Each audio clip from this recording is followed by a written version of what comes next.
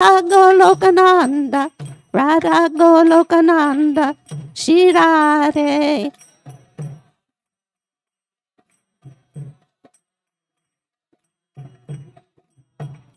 Jaya Radhe, Jaya Radhe, Jaya Radhe, Jaya Shri Radhe.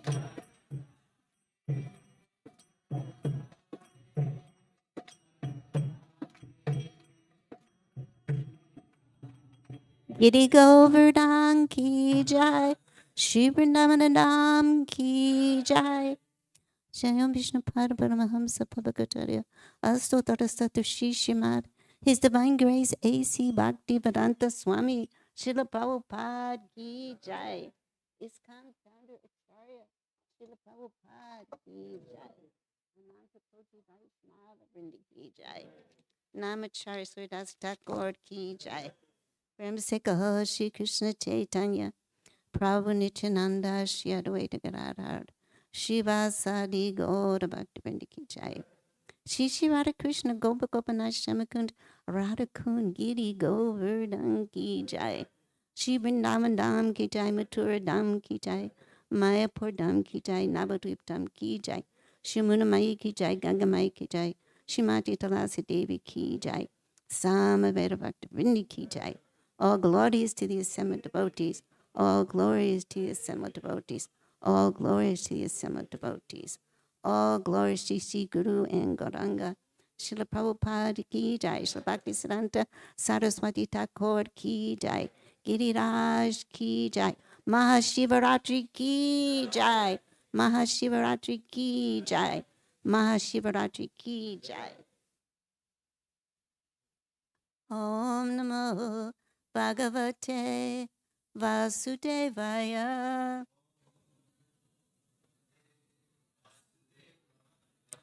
Om Namo Bhagavate Vasudevaya.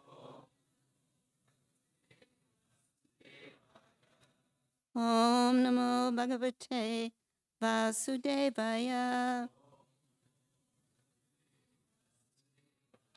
So because of the time limit, I'm just going to read the verse myself and some of the purport.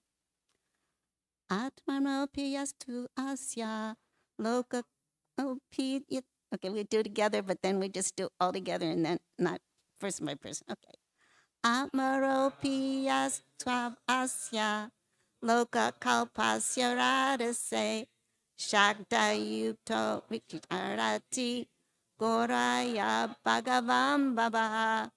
Now, I am going to read the word for word because it helps us to really go into the translation. Atma arama, self-satisfied. Api, although he is, Yaha, one who is, tu but, asya this, loka, material world, kalpasya, when manifested, radha say, for the matter of helping its existence, shakja, potencies, yuktaha, being engaged, vicharati, he acts, goraya, very dangerous, Bhagavan, his lordship, Babaha, Shiva. Lord Shiva, the most powerful demigod, second only to Lord Vishnu, is self-sufficient. Although he has nothing to aspire for in the material world, for the benefit of those in the material world, he is always busy, engaged everywhere, and is accompanied by his dangerous energies like Goddess Kali and Goddess Durga. So here we're going to read about that aspect of Shiva. But don't worry, we will also speak about the sweet, kind pastimes of Lord Shiva and Vraj. Lord Shiva is known as the greatest devotee of the Supreme Personality of Godhead. So is Lord Shiva a devotee? He's the greatest devotee. He's known as the best of all types of Vaishnavas, Vaishnavam Yatash Shambhu. Consequently, Lord Shiva has a Vaishnava Sampradaya, a disciplic succession known as Rudra Sampradaya. Just as there is a Brahma Sampradaya coming directly from Lord Brahma, the Rudra Sampradaya comes directly from Lord Shiva. Lord Shiva is one of the 12 great personalities as stated in Srimad Bhagavatam 6:320. So right now we're just establishing the position, the greatness position of Lord Shiva, so that we don't have any doubt about how great is Lord Shiva. Swayambhanadadas Shambhu, Komara Kapila Manuhu, Palado Janaka Bhishmo, Vailya Vashtakir Vayam. There are 12 great authorities in preaching God consciousness. The name Shambhu means Lord Shiva. His disciplic succession is also known as the Vishnu Swami Sampradaya, and the current Vishnu Swami Sampradaya is also known as a Vallabha Sampradaya. The current Brahma Sampradaya is known as the Madhva Gaudiya Sampradaya, which we're part of. Even though Lord Shiva appeared to preach Mayavadi philosophy, at the end of his pastime in the form of Shankaracharya, he preached the Vaishnava philosophy, and he said, Bhaja Govinda, Bhaja Govinda, Bhaja Govinda Mudamate. He stressed worshiping Lord Krishna Govinda 3 times in this verse, and especially warned his followers that they could not possibly achieve deliverance or mukti simply by word juggling and grammatical puzzles. It is, if one is actually seriously trained mukti, he must worship Lord Krishna. This is Sripad Shankaracharya's last instruction. So Prabhupada goes on to explain about Goddess Kali, but for the time constraint, we're going to go on to another verse, and then we're going to speak about Shiva Tattva. So the next verse we're going to read from quickly, if I can get back to it, is 24 and 25. Okay.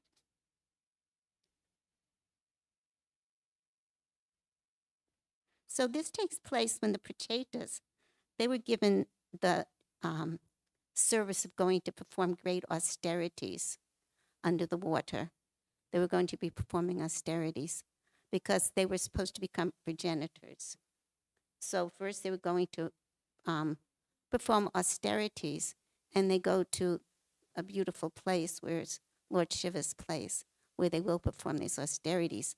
And somehow or other they have Lord Shiva's darshan, which is very, very rare to attain. And we'll find actually later that Lord Shiva will actually instruct them in renunciation, and they will no longer be interested in propagating the universe. And also they will sing very beautiful prayers about the glories of Krishna. But we don't have time for all those. But what I'm doing now is I'm giving you like an appetizer to open the Srimad Bhagavatam and enter into it. Enter into it with a submissive heart and read these beautiful pastimes. So I'm going to just read the English now. The projectors were fortunate to see Lord Shiva, the chief of the demigods, emerging from the water with his associates. His bodily luster was just like molten gold. His throat was bluish, and he had 3 eyes which looked very mercifully upon his devotees. He was accompanied by many musicians who were glorifying him. As soon as the Prachetas saw Lord Shiva, they immediately offered their obeisances in great amazement and fell down at the lotus feet of the Lord. The word Vibhudaganai indicates that Lord Shiva is always accompanied by the denizens of the higher planets, known as the Gandharvas and Kinnaras. They are very expert in musical science, and Lord Shiva is worshipped by them constantly. In pictures, Lord Shiva is generally painted white, but here we find the color of his skin is not exactly white, but like molten gold, a glowing yellowish color. Actually, his skin looks white because he smears ashes on it. That's why it looks white. Because Lord Shiva is always very, very, very merciful. His name is Ashutosh. Amongst all the demigods, Lord Shiva can be pacified even by the lowest class of men, who need only offer him obeisances and leaves of a bael tree. Thus his name is Ashutosh, which means he's pleased very quickly. So it goes on to explain that often those that are very fond of material prosperity, they approach Lord Shiva for some material benediction, and he awards them. But quite often, he also gives benedictions to demons. So how can this be? How could this be so contradictory? How could he be the greatest devotee and at the same time give benedictions to demons? How does this happen? Well, there's a reconciliation because his benediction to the demons, they always have a loophole. And the demons always end up having to learn a lesson from their benediction, which we'll speak about some of those. But if a devotee of the Lord turns and wants pure devotional service, then Lord Shiva is actually very pleased with them. What pleases Lord Shiva the most if one chants the holy names of the Lord? Hare Krishna, Krishna Krishna, Hare Hare, Hare Rama, Rama Rama, Hare Hare. He was always meditating actually on Shankarshan, on Lord Ram. He chants Ram, Ram, Ram. And he's always just completely absorbed and very, very peaceful and very calm and very easily pleased and very easily angered. Om Gana Timarandasya Gana Gana Shalakaya Chaksu Militanyana Tasmai Shri Gurave Namaha. Namo Vishnu Padaya Krishna Pistaya Bhutale Shrimati Bhakti Vedanta Swami Iti Namane. Namaste Saraswati Devi Gauravani Prachadine Nirvishesha Shunyavadi Pashchatashatarine. I offer my respectful obeisances unto my spiritual master, unto my Shiksha Gurus, unto all the assembled Vaishnavis and Vaishnavas. And I ask Srila Prabhupada to please bless me so I can speak something about this very complicated tattva. So this Shiva tattva is so wonderful. It's so wonderful to actually meditate on it and see how the Lord is able to bring everything together in such a beautiful, beautiful way, such a lovely way. So how do we understand Lord Shiva? Is he a demigod? Is he Vishnu Tattva? Is he Jiva Tattva? What is he? So actually, Shiva Tattva manifests in 3 different ways. Yes, my dear friends, 3 ways. Lord Shiva is a partial manifestation of Sri Krishna's plenary expansion known as Sada Shiva. And we also know that Advaitacharya is also Sada Shiva. And we also know that this Lord Shiva manifests in Vrindavan in the beautiful form, which we'll speak about in a little bit. Gopisha Mahadev. When Krishna desires to create, he expands himself as Mahashankarshan, and possessing his creative desire, Shankarshan expands as Mahavishnu, Karanadakshay Vishnu. So this is all explained in the Sri Chaitanya Charitamrita. Our dear friend, Dityanarayan, has the Chaitanya Charitamritas, and he can show you where you can study about this. Mahavishnu then desires to create, and his desire takes the form of a light that emanates from between his eyebrows. So Mahavishnu, he wants to create, but he never, ever, ever comes in contact with the material nature. Oh, there's a Dityanarayan there. I was explaining that this explanation of the different tattvas of Mahashiva coming from the Vishnu and the glance, that it's in the Chaitanya Charitamrita, and you can show everybody where it is who's interested. Okay. So this semblance of dim twilight, reflected of that light, is Shambhu Linga, Shiva. Many people worship Lord Shiva in the form of Shambhu Linga. The light itself is eternal and is not Shambhu Linga. Shambhu Linga is its semblance or shadow. So the Supreme Lord, he has a desire to create, and he glances, and from that glance comes this light, and that is Shambhu. So there's Shiva, which is Sadashiva, then which is Vishnu, and then Sadashiva becomes Shambhu, which is no longer Vishnu Tattva. And that Shambhu comes together with Yoni. So Shambhu is an expansion of an expansion of Vishnu. And Maya is an expansion of coming from actually Lakshmi, who's an expansion of Radharani. So it's all connected. So we're saying the semblance of the dim light is called Shambhu. There's another semblance called Yoni, and this is a shadow of Ramadevi. Ramadevi is a spiritual potency of Mahavishnu, and in Vaikuntha, she lures Narayan's beloved consort, Lakshmi Devi. This is her original transcendental form, and her shadow is the limited conceiving potency Yoni. So it's hard for us to conceive, but these analogies are given just to give us a little bit of a tracking there. So it's a semblance. It's not actually that, but it is, but it's not. Mahavishnu has two types of potency which creates material world. One type of potency is called nimitta, the instrumental cause of creation, and the other is called upadana, the ingredient cause. Instrumental ingredient causes can be explained in this way. So it's just like if you have a pot and you want to make a pot. So you have a person that wants to make the pot, who's a potter, he would be the upadana. And then you have someone who and then you have all the ingredients to make the pot, the instrument, the wheel, the clay, and that's the ingredient cause. So Mahavishnu's eternal instrumental potency takes its reflection form as Yoni, the limited shadow potency, and the ingredient cause assumes reflection form of Shambhalinga. Creation takes place by the union of Shambhalinga and his female consort Yoni.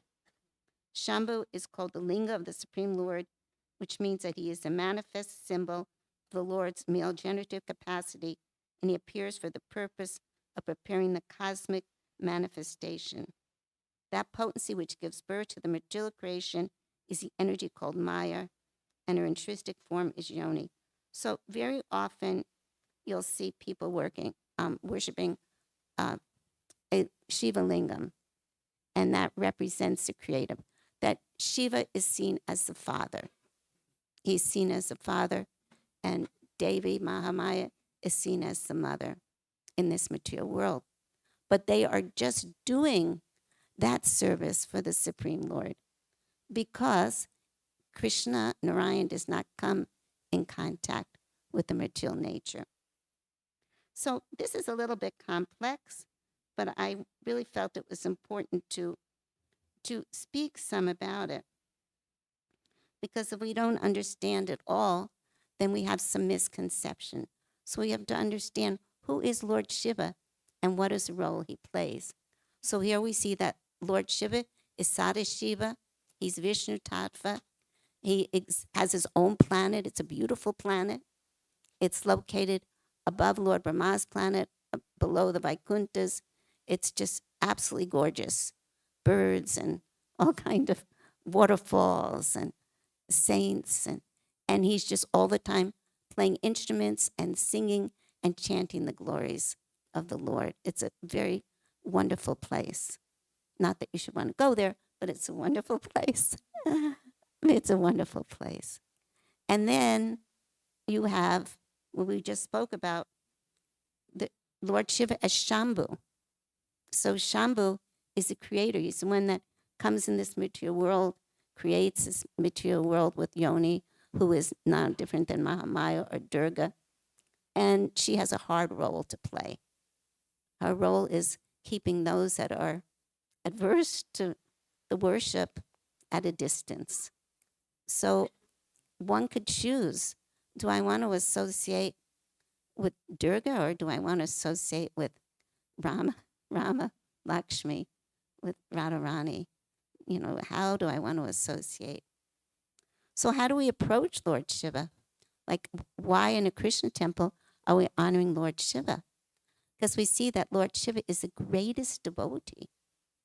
Here, Prabhupada has told us he's the greatest devotee. He's all the time meditating on the beautiful form of the Lord. He's so absorbed, he doesn't see anything else that's going on. In fact, one time he was so absorbed in meditating on the Lord that his son-in-law, Daksha, came into the arena and everybody offered obeisances. Here's Daksha, the progenitor. Everyone offered obeisances, but Shiva didn't. He didn't not offer obeisances because he was being disrespectful or rude. He didn't see him. He was completely internally absorbed on his meditation on the Lord. And Daksha became furious. He already didn't like the fact that his daughter Sati married Shiva. Like, why did my daughter have to marry somebody? He should have worked for ITT, instead. He should have worked for ITT. Instead, he's just like covered with ashes. Irmela said this morning that the ashes are from great Vaishnavas. I don't know, but that's what Irmela said. And she said the skulls are from the bones of the great Vaishnavas. So, but he's covered with these things. He has no fixed residence. He's just sitting there meditating. Now, some people are attracted to that. Like I said, I was very attracted to that. I thought, this is great, He's just beautiful. But to Daksha, this is like life is meant to produce, have family, have a nice house. And my daughter married this renunciate, so he already had an issue. And then he's like, what? He didn't offer respects to me? I'm Daksha. I'm very important in this universe. How could he not offer respects to me? So he became so angry that he began blaspheming. He began blaspheming Lord Shiva. This is in the Srimad Bhagavatam. We're speaking from the Srimad Bhagavatam. He became so angry. He just started blaspheming Lord Shiva. You just live in the crematorium and your associates are just hobgoblins and ghosts. Why is Shiva have hobgoblins and ghosts as associates? Because somebody has to be merciful. Someone has to care for the suffering of the living entities in the universe. And that is Shiva, because he cares. It's not for his own happiness. He's got these horrible living entities to take care of, but he does it out of service. So everything that he said about Lord Shiva, the goddess Saraswati turned it around. And it was actually a great benediction for Lord Shiva. But there's more to this story. Shiva was in deep meditation, and Sati wanted to approach him, and she wasn't able to. And so Cupid came and started shooting arrows, and Shiva became so upset that he burnt Cupid, and Cupid had no form. And then Sati saw in the sky, it says in the Srimad Bhagavatam, it says that Sati saw all her friends and relatives were going to this big sacrifice, and they weren't invited.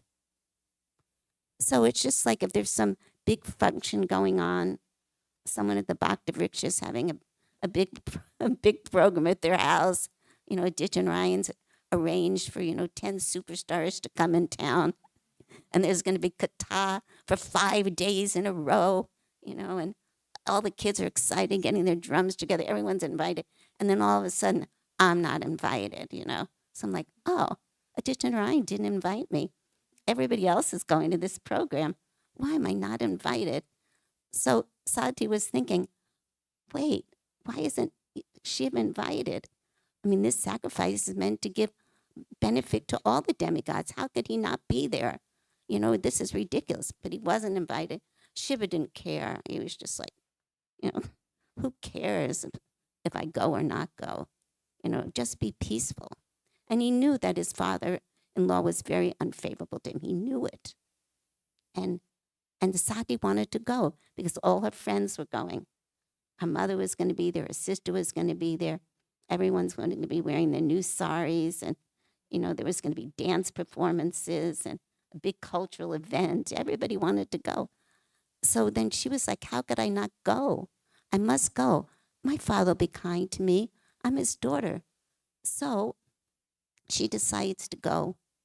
And Lord Shiva was very, very concerned that she was going and going alone. And he told her, don't go. So we talked the other day about signs in Krishna book, like Kamsa was getting all these signs. Don't try to kill Krishna. Actually, I have to stop in the middle of this talk. On the day of Shivaratri, it is also the celebration from the Krishna book. It's explained when Krishna comes into Mathura, and there was the elephant that was supposed to kill Krishna. Krishna kills the elephant. He kills the two wrestlers, and he kills Chanur Mushtika, and then he kills Kamsa. So this all happened on Shivaratri. But anyway, getting back to the story. So this is what's going on. He's thinking, if she goes, it's not going to be auspicious. But she was insisting. It's like, all right, what can I do?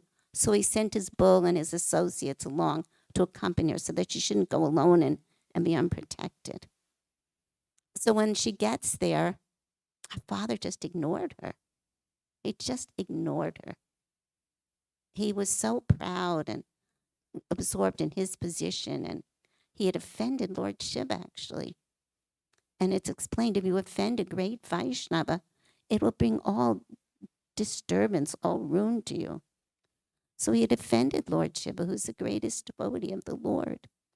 And so he lost his intelligence and continued to offend his own daughter. So the mother and the sister were nice, but the father was offensive. And then he started speaking again unfavorable things about Lord Shiva. And at that point, Sati decided, I no longer want to stay in this body that is in any way related to yours. And so by mystic power, she completely annihilated her own body, just gone. And when the different elements that were with Lord Shiva, these fearful living entities, saw it, they became furious. And, there started this whole kind of fight beginning. And Lord Shiva found out, and he pulled out his hair, and this great demon appeared. So it was a very, very gory situation. To make a long story short, Daksha got his head cut off, but then he did get a head of a goat, which was very humbling for him. And he did offer his respects. So there's also another story, which is not in the Srimad Bhagavatam. It's not in the Valmiki Ramayana, but it's in also one of the other traditions that speaks about the Ramayana. And it's very interesting, too, in this particular part. And it explains that also when Lord Ram was performing his pastimes, he had these human-like pastimes. So he was going through the forest and he's crying, Ha Sita, where are you? Where is my Sita? Where is my Sita? Because he was taking this human pastime. Although he's a supreme Lord, he knew where Sita was. He knew everything that was going on. But he was performing this pastime for our benefit. So then Lord Shiva is there, and he sees Lord Ram, and he offers obeisances. Then Sati says, who are you offering obeisances to? To Lord Ram. No, that can't be Lord Ram. How can that be Lord Ram? How can the Supreme Lord be crying? He's omniscient. Doesn't he know where his wife is? And how could his wife have been stolen? So she doubted. She doubted the words of her husband, who was her guru, and she doubted Lord Ram. So then he said, all right, go and test. So she went to see, and she disguised herself as being Sita, and thinking that Lord Ram will see me. But then when she got there, Lord Ram did not recognize her at all. He just ignored her completely. And she was trying to pretend she was Sita, looking just like her. He ignored her. Then finally she realized, oh, he realizes that I'm not Sita. And then she looked and she saw Sita and Ram everywhere. And she saw that Sita and Ram are never separated. They're always together. So she offered obeisances, and she realized she made a big mistake. But then when she went back to Lord Shiva, he said, so did you test him? And she said, oh, I trusted you. I didn't need to test him. So she didn't speak the truth to Shiva. Then Shiva just went into meditation. And he went into meditation for many, many years because she had disguised herself as Lord Ram's wife, Sita. He treated her as mother. He wouldn't let her sit like the wife sits on the left side. He wouldn't let her sit on the left side. He had her sit where the mother would sit. And she realized he'll never accept me again as being his wife because I took this role of Sita. But the main thing is that she lied to him and she didn't trust. So the lesson is it's so important for us to be truthful in our spiritual life, to be truthful to our spiritual master, to the devotees. And even if we make some mistake, we humbly admit it. But she was like, oh, no, no. So then it came for the Daksha festival. And that was when it comes to the Bhagavatam, and she goes and she gives up her body. So there were actually two reasons she gave up her body. The one reason that she was a daughter of Daksha, and the other that now Shiva was seeing her, as being Sita, but she felt like she'd made an offense to Sita. So she just gave up her body, wanted to take a birth again. So don't imitate this. This is like not for us to do. This is on a whole other level, pastime. So then she takes birth as Parvati. And so some say that Shivaratri is the day that Parvati and Shiva are reunited together. Haribo! So everyone likes a love story. So what is more beautiful than Parvati and Shiva being united again? Okay, so now there are actually different ways that we can understand the relationship between Lord Krishna and Lord Shiva. This is called vicharas. One is tattvagata vichara, consideration of the relationship by established philosophical truth. So this is what we've been doing. We've been reading the Srimad Bhagavatam. We've just given a taste of it. If you look throughout the Srimad Bhagavatam, there's pastime after pastime after pastime of Lord Shiva getting in trouble, having to turn to Lord Vishnu to save him. There's the pastime of Lord Shiva giving the boon to Vrikasura. Anyone's head you touch will crack. And so then he decides to try it out on Lord Shiva. And because he wanted Parvati, this is the nature of a demon. He gets given a boon, but he's not satisfied. He wanted Shiva's wife. So then he's chasing Lord Shiva. Shiva's running everywhere. He's running everywhere to every universe. Nobody can help him. So finally, Lord Vishnu, who's so soft-hearted and so kind, he takes pity on him, and he takes the form of a cute little Brahmin boy. Who could resist a cute little Brahmin boy? Like we see that with Bali and Vamana. Can't resist a cute little Brahmin boy. Just like here. When you were a little boy, you'd come, you'd ask for something. We couldn't resist him, That whatever he'd ask for, we'd go, oh, it's so sweet. What a nice little Brahmin boy. What would you like, Mother, So this is just how it is, isn't it? That some young kid comes up and it's like, oh. So he comes up as a young Brahmin boy and he says, oh, Baba, why are you running here and there? Life is just meant for relaxing. This is like demoniac mentality. Life is meant for relaxing. Why tire yourself out? Why not just sit down, put your feet up? Why run everywhere? Is this Shiva? You can't trust him. He's just a trickster. Everybody knows he's an avaduta. He's a trickster. He can't be trusted. Don't trust him. Why don't you just try it on yourself? So Yogamaya is so strong that he'll, oh yeah, why am I running here and there? Shiva's just a liar. I'll prove he's a liar. And then he touches it to his head and his own head cracks. So Lord Vishnu, at this point, he had to save Lord Shiva.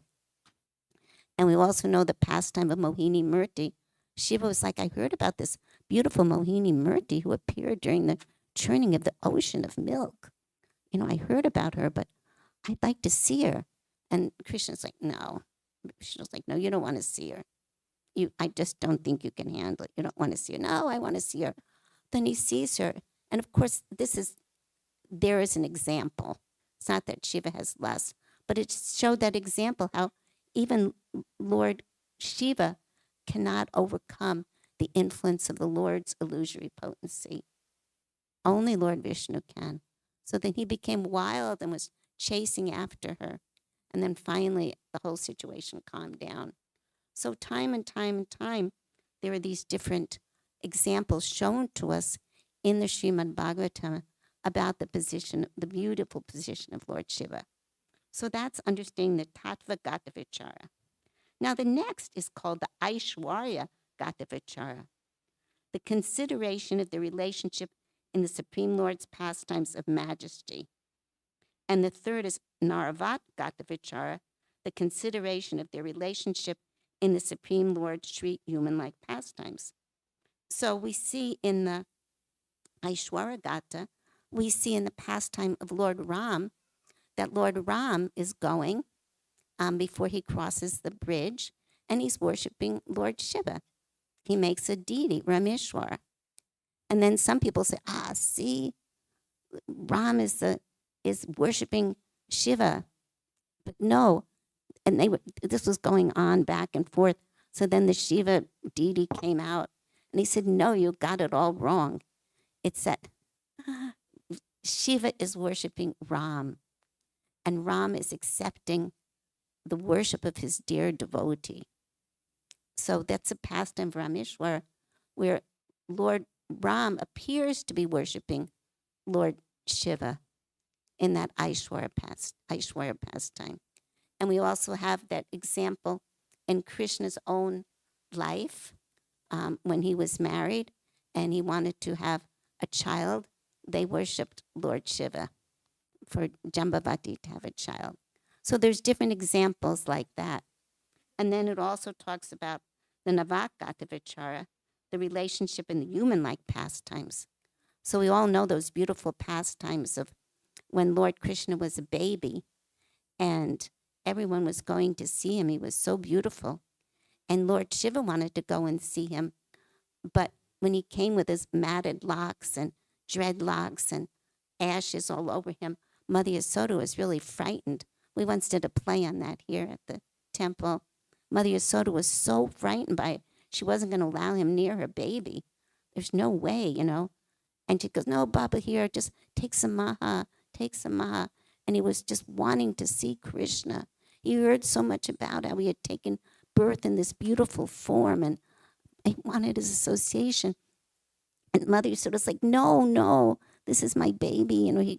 He'll get scared if he sees him. She wouldn't allow it. So then Shiva went away heartbroken. And he went down a little ways and he sat. And he was crying and crying and crying and crying. Oh, hey, Ram, Krishna, crying and crying and crying. And then Krishna started crying and crying and crying and crying and crying and crying.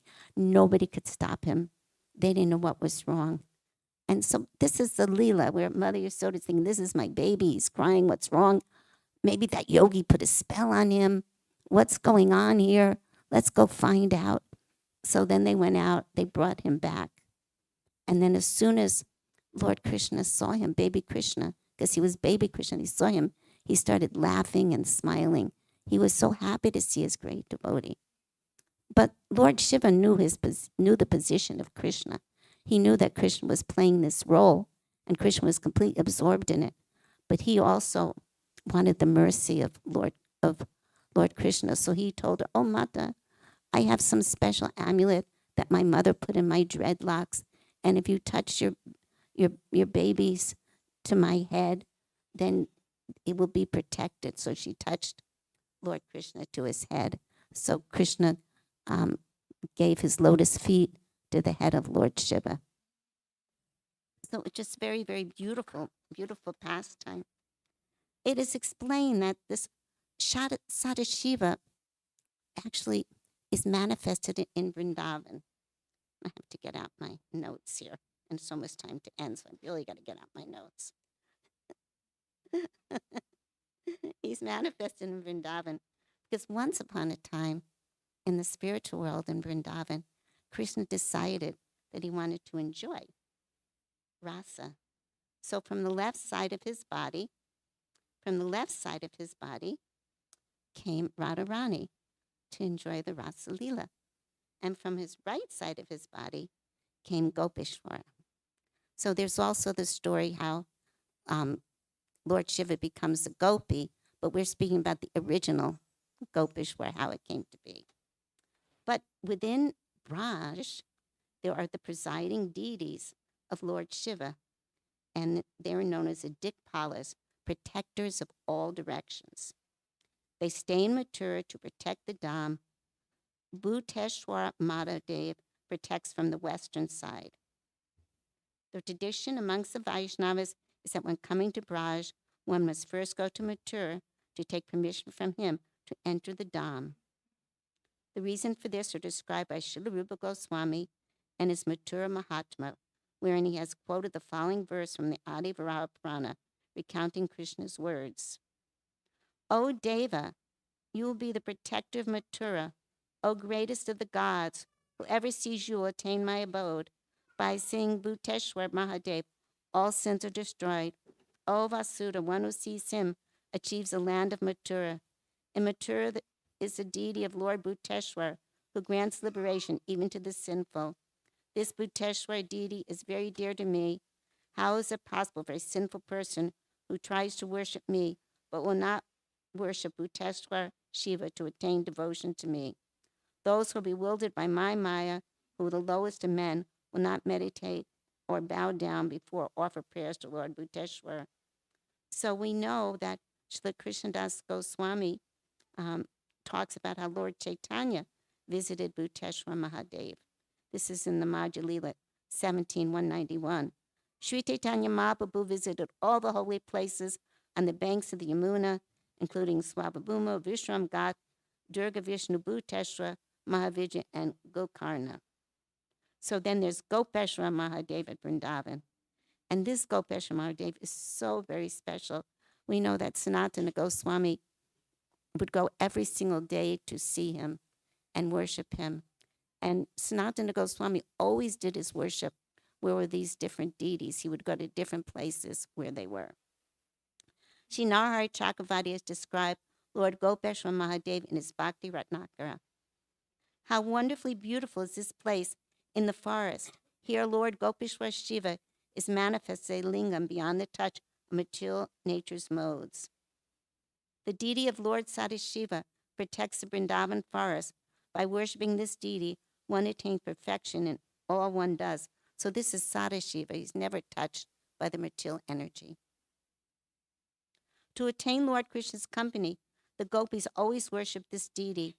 Carefully, they place many offerings before him. I'm not reading the Sanskrit because of the time constraint. How can I have the power to describe all the great glories of this deity? Because the gopis worship him, this deity is called Gopeshwar, master of the gopis.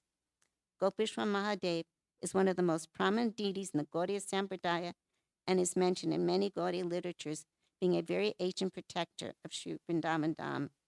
It is said that one cannot enter Vrindavan without his permission. His glories are sung throughout the Goswami literatures. I offer my respectful obeisances to Sri Gopeshwar, who is merciful Lord Shiva himself. He removes the troubles and grants spiritual love in Vrindavan.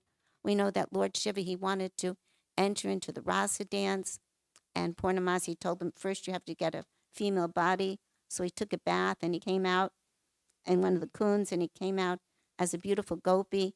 And then he went to the rasa dance and Krishna said, somebody's here that's not meant to be here today. He can feel it.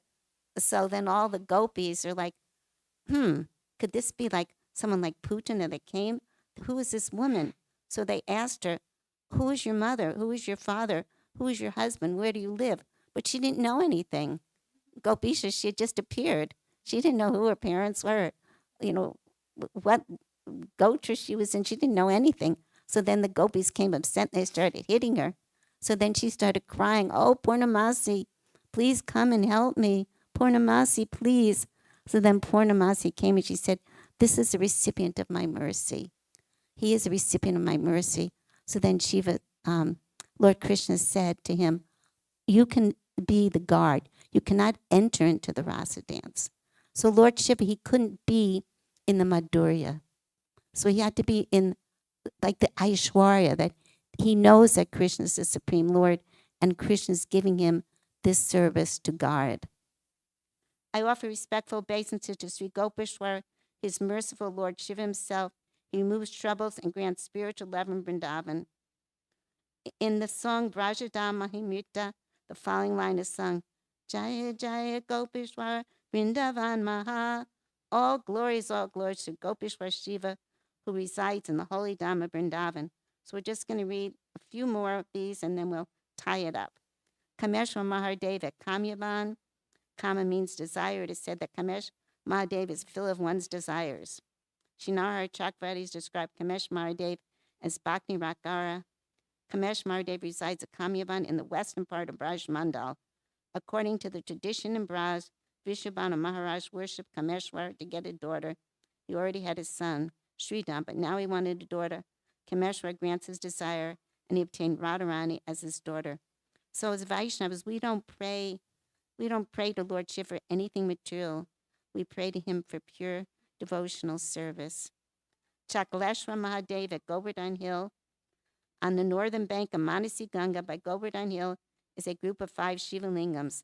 They are famous by the name of Chakrashri Mahadev. These 5 Shiva Lingams are considered to be Lord Shiva's 5 faces. They protect the area of Govardhan.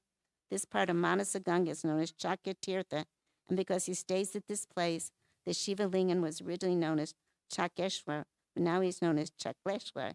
It's said that this place is called Chakratirtha because when Krishna lifted Govardhan Hill, he requested the Sudarshan Chakra to appear above the mountain to dry up all the rain coming on Govardhan, so that the Brajavasis standing underneath would not drown.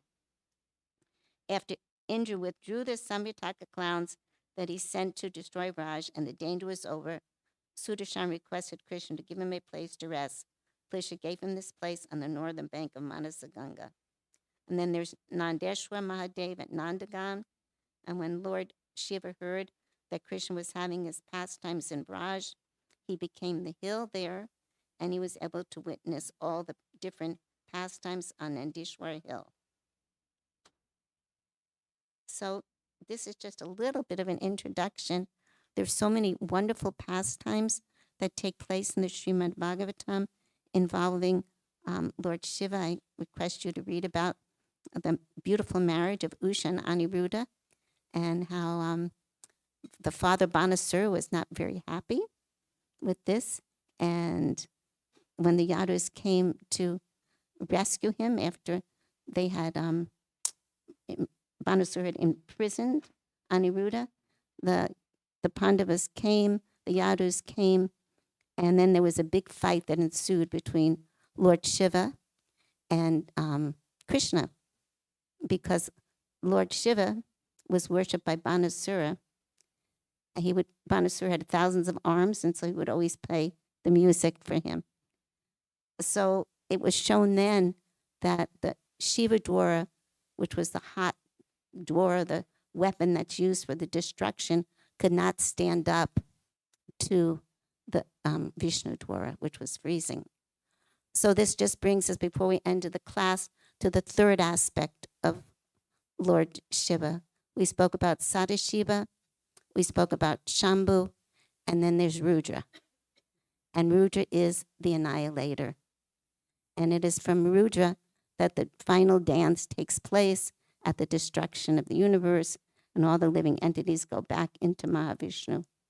So it's very interesting because Rudra does this dance, destroys the universe, everyone, including him, goes back to Mahavishnu. But then Lord Mahavishnu glances, and then Shambhu appears and he creates. So this is the beauty of it, that not only does Lord Shiva destroy, but he creates. And he's the ingredient cause. There's so many different aspects of this Shiva Tattva. So one can be very simple and chant Hare Krishna, take prasadam, dance, and be very happy and go back to Godhead.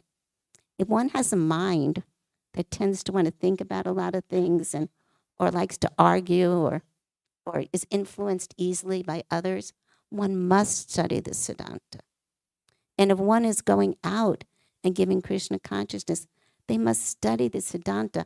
But you don't study the Siddhanta like academic knowledge. All right, now I'm here and I'm studying about Lord Shiva and I'm giving this class tonight. No, you have to just hear it, take it in your heart, offer obeisances, and pray. Please give me some realization. Give me some realization.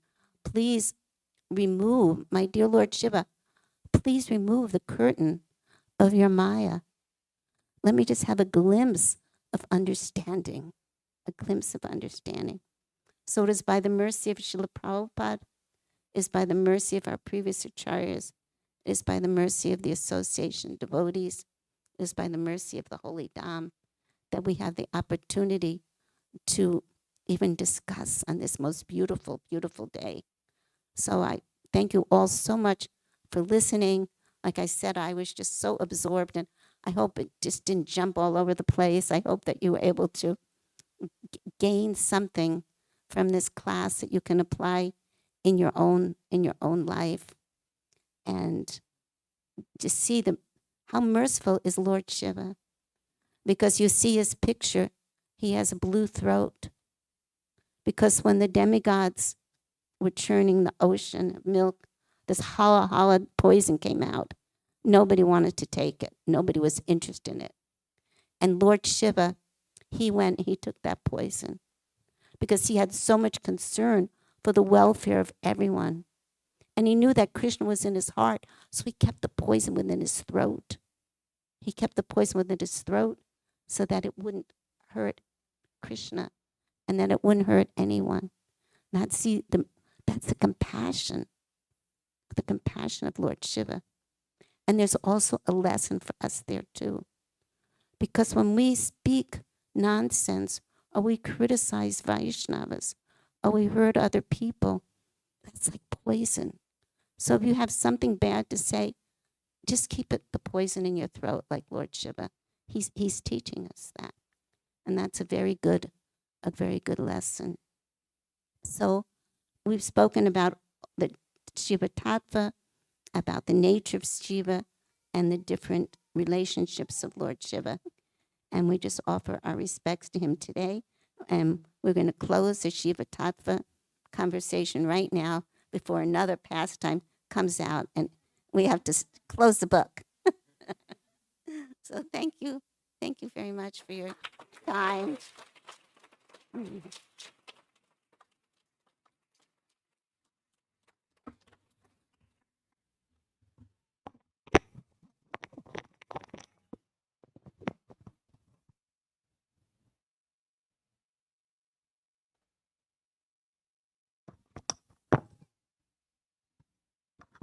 Hare Krishna.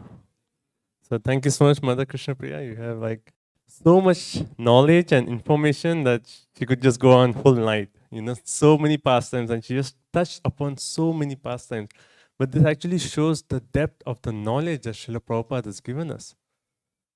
As Mother Krishna Priya started the class about people they don't understand Shiva Tattva, and there's always this confusion and fight. But here you see the depth of knowledge that Mother Krishna Priya has given. Everything is so clear. You understand the real relationship between Shiva and Krishna and how to actually approach Lord Shiva, and so many wonderful pastimes and so many wonderful lessons to actually meditate upon. So this is the way we actually glorify Lord Shiva, by understanding his real tattva and approaching him in the right way. So let's thank Mother Krishna Priya for the beautiful class.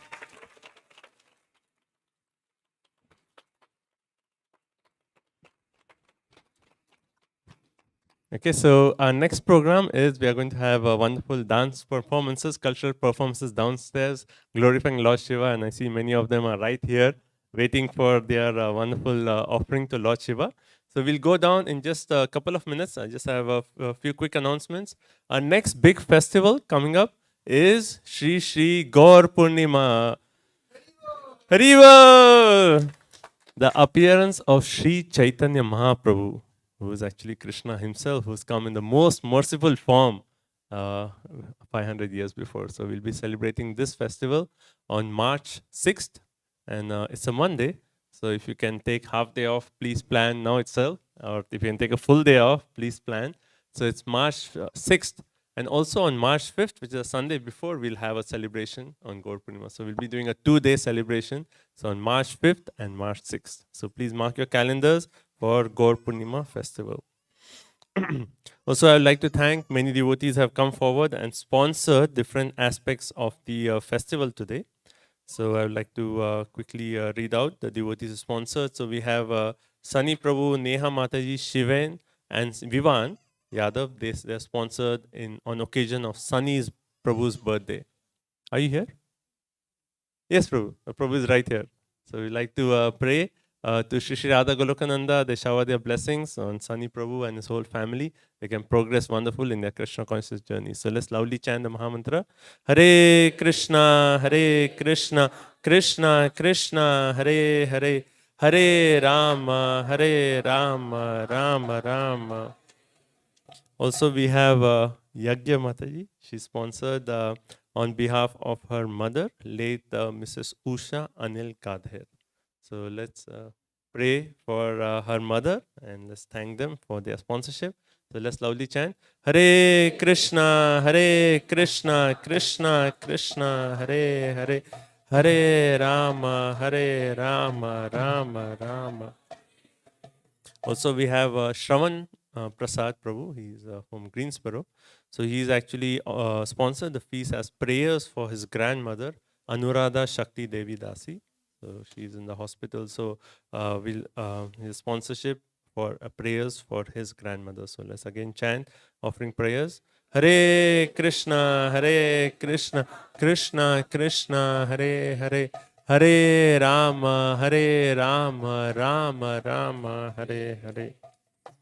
Also today we have Manoj Prabhu and Lakshmi Priya Mataji here. Mataji is right here.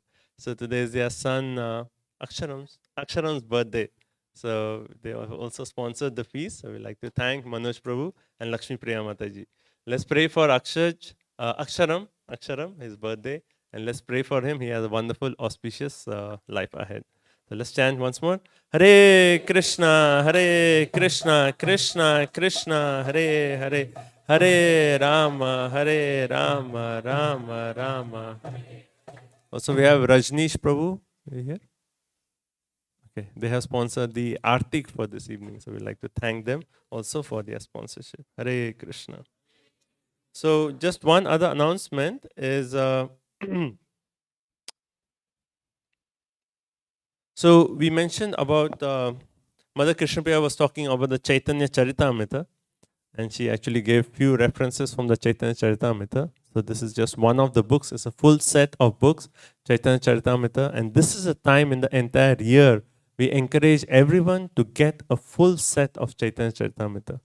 You know, Krishna himself has appeared 500 years before, and he's actually teaching us how to actually follow the principles of Bhagavad Gita by his own personal example. You know, so it's a very important book. Everyone should have a full set of Chaitanya Charitamrita at home, and also this goes towards our mission of preserving Vedic literatures. If we don't preserve Vedic literatures, if we don't take the step forward, few generations down the line, people will not have access to this most important treasure. So please, everyone, take a set, give it to your friend, or you can sponsor a full set of Chaitanya Charitamrita. So we'll be at the book table downstairs, and you can get a set for yourself. And also, we have our events calendar. Sorry, this year it took some time to come out, but this is for the entire year. So we have all the main events, happenings. We have a book distribution. Yesterday we have, once a month we actually go out for something called the monthly Sankirtan Festival, where we go out and we distribute Bhagavad Gitas. So this is open to anyone if you like to join. We go once a month. All the dates are here for the entire year. We have our main festivals. So we have sent this out electronically, and I have few printed copies. So if you like to have a hard copy, you can just stop at the table and get a hard copy. But these have been circulated electronically. think that's the announcement. So, yeah. Okay, so who are the new guests whom we didn't get a chance to welcome? Anyone here? First time? Yes. Okay, let's start from this side. Oh, this side, yes. Your name, Prabhu? Okay, and you can introduce your family. Yes. Your family is? Okay, and? Okay, Mataji is there. Okay. So, welcome. Thank you so much for coming. So, let's welcome them. Haribo! Someone else raise their hand? Yes, Prabhu. Your name? Ganesh? Okay. Durga? Okay. Okay. Thank you. So, let's welcome them. Haribo! Anyone else? Yes, bro. Ojas? Okay, wonderful. So let's welcome them. Haribo. So those are here for the first time. Vikasan Prabhu, who's sitting there. Please give him your information. He will add it to our mailing list so that you will be updated with all our upcoming events. And also we have this program which is called the Birthday Blessing Program. So all you need to do is give your information to Vikasan Prabhu, and on your birthday, we'll be offering prayers to Shri Shri Radha Golokananda for you, and also there'll be a blessing which will be sent out to you. So all you need to do is just contact Vikasan Prabhu and update your information. So this week, we have Leela Sundari on Tuesday, February 21st. Gopika Malik on Thursday, February 23rd. On Wednesday, we have Anna Paini. And on Friday, we have Shama Kishori Mataji. So let's pray for all of them. Let's loudly chant the Hare Krishna Mahamantra. Hare Krishna, Hare Krishna, Krishna Krishna, Hare Hare. Hare Rama, Hare Rama, Rama Rama, Hare Hare. So thank you so much. So we'll proceed downstairs. We have the wonderful performances, and then we will have our dinner prasadam. So please, everyone, you can take a quick darshan, and then please proceed downstairs, because as soon as you get settled down, we'll start the performances. So let's all move downstairs. Thank you so much. Shri Shri Radha Golokananda ki, Srila Prabhupada ki, Ananta Koti Vaishnav Vrinda ki, Hare Krishna.